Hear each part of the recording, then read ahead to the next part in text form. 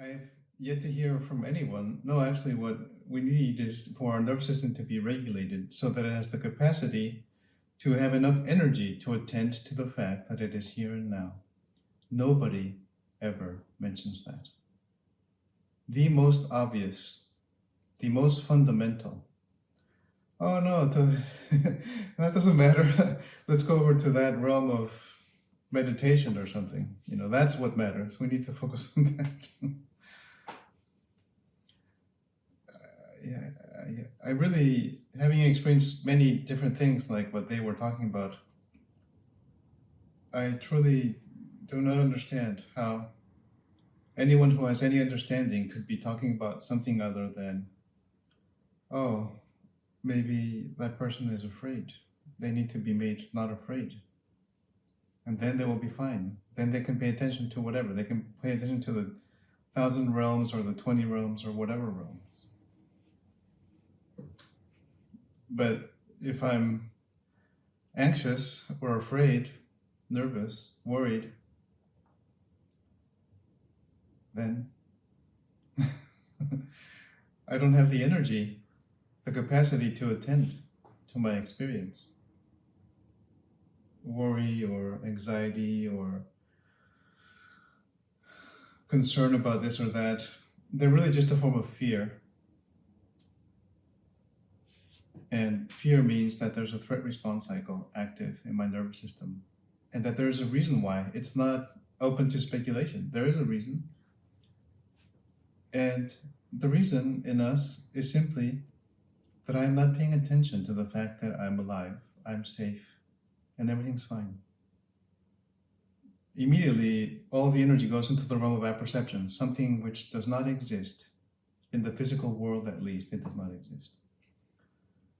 And that is very important to understand. Because in these bodies that we are experiencing now, there are biological mechanisms, and they are subject to laws that cannot be violated. And when they are, then, usually that creates a sense of threat. There's an alert, and the nervous system goes inside of that cycle. It is the threat response cycle. It takes a lot of energy. And there's no amount of thinking or wishing or desiring that's going to take you out of it. Any animal that has a basic working nervous system will have a threat response cycle so that it can run away or know what to do when it is cornered. But we are cornered by our own minds. And because the mind has no place, is not an object of reality outside of the body, then there's nothing to do. Reality outside does not exist. Only this mental reality exists. But then there's no resources for anything. I'd like to share my experience last week when we had all of a sudden like this big group and these new people, and I couldn't feel safe until the very end of that session, until everybody had spoken. And I think, my mind was like, who are these people? And, I don't know if I can speak. And it was just really hard for me. It was really difficult. And, but, like by the end of class, when everybody had shared and everything, okay, it's okay now. And I felt safe, but I was trying to feel my face, and it's like I didn't want to be there. I wonder what it is like, if I may ask, for you to share this, and are you facing it now also, or was it already faced by you last time?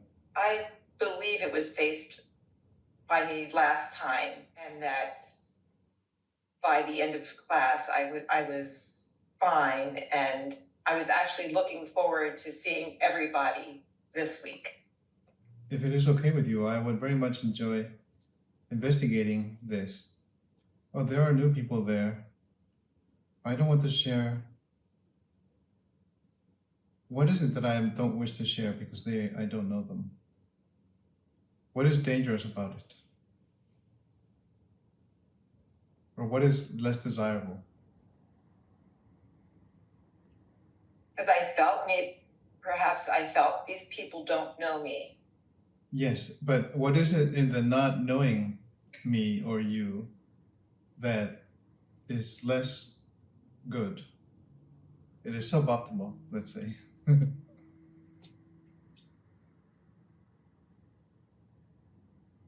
I'm not trying to convince you otherwise. I'm just really... No, I understand. I don't know. I can't answer that right now. Is it possible for us to bring it to our faces, to let that part of a nerve system which can relate, it can relate that information. We simply recall the memory, which is an image in that perception, and we bring it into our body, into our face, and it will be computed by that's what they do. It's an incredible computational device. The face, the parts of the brain it's connected to. I don't know exactly why I didn't want to share it. Those people don't know me. I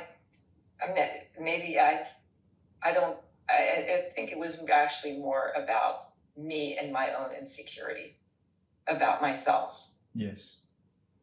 It wasn't, people were there. That was all. It wasn't them. It was me. It was my insecurity, not me. It was my insecurity. Yes, as you are discovering it, can you also see the correlation between making apperceptual content, that is mental imagery content, explicit in the face? We recall the event, which is not now, it was some other time. It is an object, it is a perceptual object in the form of an apperception. It probably has some interoception, some inner sensation connected to it. There might be behaviors, like in the face, they want to do things, but it is being prevented. And then it generates more sensations. But then we simply bring it into the face. It is okay. Here and now, it is safe. I can consider what this is, how I feel about myself about this. And you can discover it. Yeah, it's like I didn't want to know that about myself. And so I was like projecting it on these people, these new people. And it is, I didn't want to know that about myself. Yes, I did not wish to know that about myself. And I believe we all know exactly what that feels like. All of us sitting here. Gee, I wish I didn't know that. But then that is liberation. I know something about myself that perhaps I was being coy or concealing it, and then it is known. Thank you for helping me understand that what was happening.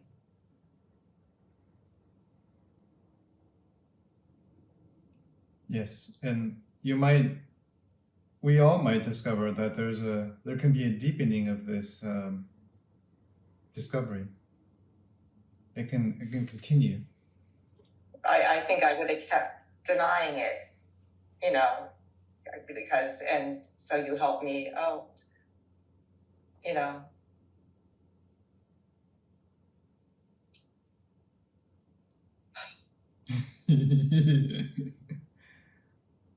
kind of get out of that. It's like we help each other to face ourselves, and then we break the cycle of ignorance.